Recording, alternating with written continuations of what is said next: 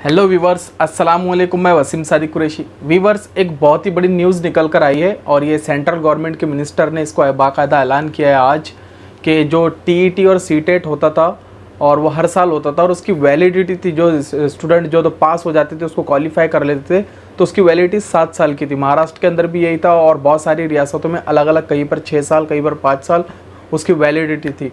तो central government ने ये फैसला किया कि अब उसको लाइफ टाइम कर दिया गया है।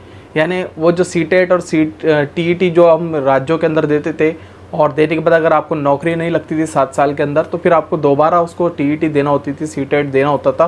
तो वो क्राइटेरिया अब ख़त्म हो गया है। तो ये बहुत ही बड़ी न्यूज़ है और बहुत ही बड़ी खुशखबरी है ऐसे लोगों को के लिए जिनको अभी तक के जॉब नहीं लगी है और जो जॉब की तलाश में और जिनके 7 साल कंप्लीट होने पर आ गए थे और वो तैयारी कर रहे थे नई टीईटी या सीटेट के लिए।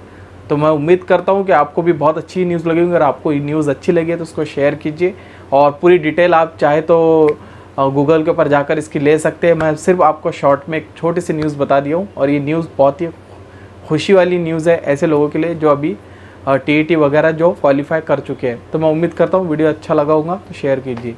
मिलते हैं अगले वीडियो में। अस्सलाम वालेकुम।